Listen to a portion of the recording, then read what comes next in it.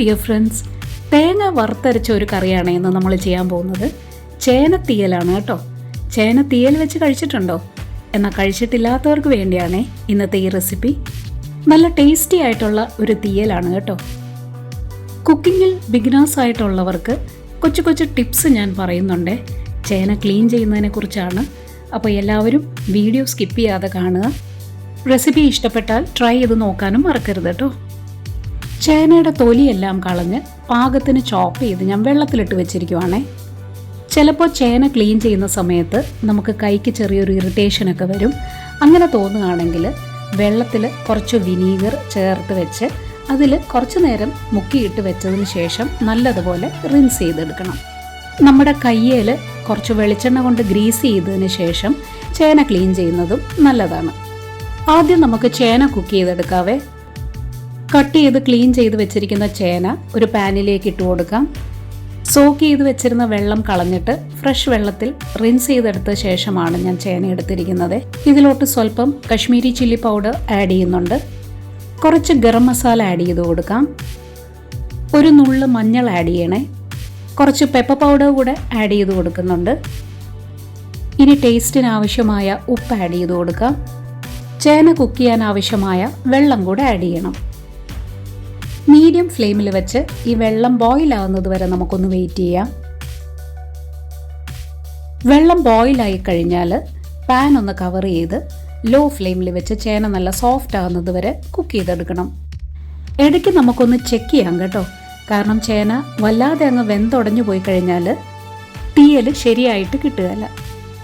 ഞാൻ നേരത്തെ പറഞ്ഞില്ലേ, എന്തെങ്കിലും ഇറിറ്റേഷൻ ഫീൽ ചെയ്യുന്ന ചേനയാണെന്നുണ്ടെങ്കിൽ കുറച്ചധികം വെള്ളം ഒഴിച്ച് വേവിച്ചതിന് ശേഷം ആ വെള്ളം ഡ്രെയിൻ ഔട്ട് ചെയ്ത് കളയുകയാണെങ്കിൽ നമുക്ക് ആ ഇറിറ്റേഷൻ മാറിക്കിട്ടും.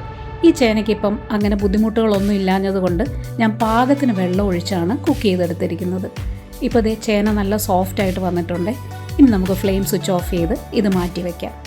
തേങ്ങ വറുത്തരച്ച് ചെയ്യുന്ന കറി ആയതുകൊണ്ട് തന്നെ നമ്മൾ അടുത്തതായിട്ട് തേങ്ങ ഒന്ന് നന്നായിട്ട് റോസ്റ്റ് ചെയ്തെടുക്കാൻ പോവാണേ. ഇച്ചിരി ക്ഷമ വേണ്ട പണിയാണ് കേട്ടോ ഇത്. കാരണം ഫ്ലെയിം കൂട്ടി വെച്ചാൽ തേങ്ങ അങ്ങ് വല്ലാതെ കരിഞ്ഞു പോവും. എന്നാൽ നന്നായിട്ട് നമുക്ക് റോസ്റ്റായി കിട്ടുകയും വേണം. അപ്പോൾ ഒരു ലോ ടു മീഡിയം ഫ്ലെയിമിൽ വെച്ച് നല്ലതുപോലെ തേങ്ങ റോസ്റ്റ് ചെയ്തെടുക്കാം. തേങ്ങയുടെ കളർ ചെറുതായിട്ടൊന്ന് മാറി വന്നിട്ടുണ്ട്. ഇനി ഇതിലേക്ക് നമുക്ക് കുറച്ച് കറി ലീവ്സ് ഇട്ട് കൊടുക്കാം. 2 ഉണക്കമുളക് ആഡ് ചെയ്ത് കൊടുക്കുന്നുണ്ട്. 4-5 കുഞ്ഞുള്ളി ആഡ് ചെയ്ത് കൊടുക്കാം. 3-4 വെളുത്തുള്ളി ആഡ് ചെയ്യുന്നുണ്ട്. ഒരു ചെറിയ പീസ് ഇഞ്ചിയും കൂടെ ആഡ് ചെയ്ത് കൊടുക്കാമേ. ഇത്രയും ഇൻഗ്രീഡിയൻസും കൂടെ ആഡ് ചെയ്ത് വെച്ച് വീണ്ടും റോസ്റ്റ് ചെയ്യാം. ഇഞ്ചിയുടെയും വെളുത്തുള്ളിയുടെയും ഒക്കെ ക്വാണ്ടിറ്റി ഓരോരുത്തരുടെ ടേസ്റ്റിനനുസരിച്ച് അഡ്ജസ്റ്റ് ചെയ്തെടുത്തോളൂ കേട്ടോ. ഇപ്പോൾ ആഡ് ചെയ്ത ഇൻഗ്രീഡിയൻസിൻ്റെ റോ സ്മെല്ലൊക്കെ ഒന്ന് മാറിക്കഴിഞ്ഞാൽ കുറച്ച് സ്പൈസസും കൂടെ നമുക്ക് ആഡ് ചെയ്യാനുണ്ട്.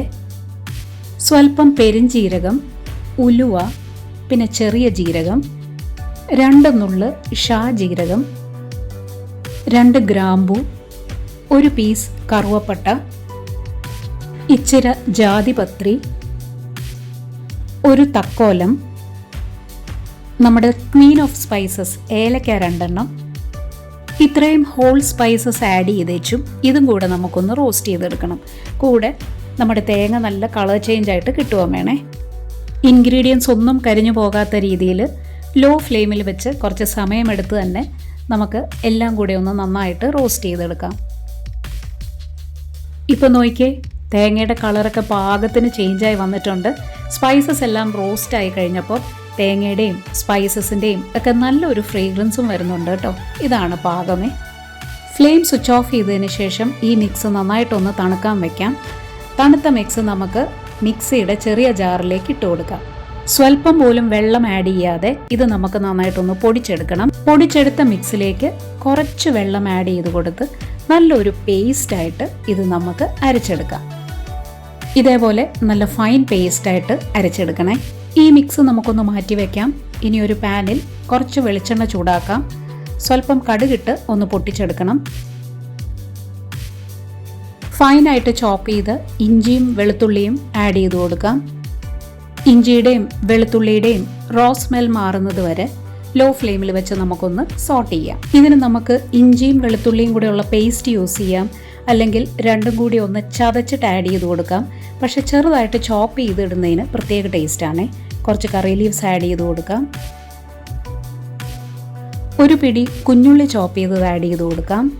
കുഞ്ഞുള്ളി ഒന്ന് ട്രാൻസ്ലൂസൻ്റായി ചെറുതായിട്ട് കളർ ചേഞ്ച് ചെയ്ത് ഒരു ഗോൾഡൻ ബ്രൗൺ ആകുന്നത് വരെ ലോ ഫ്ലെയിമിൽ വെച്ച് നമുക്ക് സോട്ട് ചെയ്തെടുക്കാം. ഉള്ളി മൊരിയുന്ന ഒരു നല്ല ഫ്രേഗ്രൻസ് വരത്തില്ലേ, അത് തന്നെ കറക്റ്റ് പാകമാണ് കേട്ടോ. ഇങ്ങനെ മൊരിച്ചെടുത്ത മിക്സിലേക്ക് നമ്മൾ നേരത്തെ വേവിച്ച് വെച്ചിട്ടില്ലേ ആ ചേന ആഡ് ചെയ്ത് കൊടുക്കാം. ലോ ഫ്ലെയിമിൽ വെച്ച് കമ്പൈൻ ചെയ്ത് ചെറുതായിട്ടൊന്ന് റോസ്റ്റ് ചെയ്തെടുക്കാം. ചേന നല്ല ഡ്രൈ ആയിട്ട് കുക്ക് ചെയ്തെടുത്തിരിക്കുന്ന കാരണം റോസ്റ്റ് ചെയ്തെടുക്കാൻ എളുപ്പമായിരിക്കുമേ. പാകത്തിന് കുക്ക് ചെയ്തെടുത്തത് കാരണം ചേന ഒട്ടും വെന്തുടഞ്ഞു പോയിട്ടുമില്ല.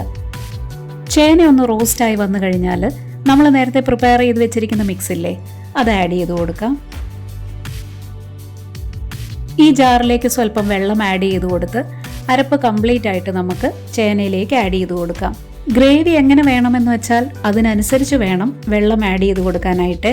സ്വല്പം വാളംപുളി വെള്ളത്തിലിട്ട് ജ്യൂസ് ആക്കിയത് ഞാൻ ഒഴിച്ചു കൊടുക്കുന്നുണ്ട്. പുളിയുടെ ഫ്ലേവർ താല്പര്യമില്ലാത്തവർക്ക് ഈ സ്റ്റെപ്പ് അങ്ങ് സ്കിപ്പ് ചെയ്യാം. ചിലർ തീയൽ വെക്കുമ്പോൾ കുറച്ച് ശർക്കര ആഡ് ചെയ്ത് കൊടുക്കാറുണ്ട്. എനിക്ക് കറികളിൽ സ്വീറ്റ്നെസ് വലിയ താല്പര്യമില്ലാത്തതുകൊണ്ട് ഞാൻ അതങ്ങ് സ്കിപ്പ് ചെയ്യാണ് കേട്ടോ.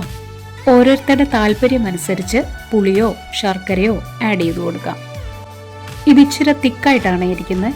ലോ ഫ്ലെയിമിൽ വെച്ച് എല്ലാം കൂടി നന്നായിട്ടൊന്ന് കമ്പൈൻ ചെയ്തെടുക്കണം. ഇനി നമുക്കിതിൻ്റെ എരിവും പുളിയും ഉപ്പും എല്ലാം ഒന്ന് ചെക്ക് ചെയ്യണേ. ഉപ്പ് കുറച്ച് കുറവായിട്ട് എനിക്ക് തോന്നി, അതുകൊണ്ട് സ്വല്പം ഉപ്പ് ആഡ് ചെയ്ത് കൊടുക്കുവാണേ. ഞാനിതിൽ കുറച്ച് കായംപൊടി ആഡ് ചെയ്ത് കൊടുക്കുന്നുണ്ടേ. നിങ്ങളങ്ങനെ ചെയ്യാറുണ്ടോ? ഇല്ലെങ്കിൽ ഇങ്ങനെ ഒന്ന് ചെയ്തു നോക്കൂ, നല്ല ടേസ്റ്റിയാണേ. ഇതിലെ ഇൻഗ്രീഡിയൻസ് എല്ലാം നമ്മൾ നന്നായിട്ട് കുക്ക് ചെയ്തെടുത്താണ്. ഇനി കുക്ക് ചെയ്യാനൊന്നുമില്ല, എന്നാലും ലോ ഫ്ലെയിമിൽ വെച്ച് ഗ്രേവി നമുക്ക് പാകത്തിന് തിക്കാക്കിയെടുക്കാം.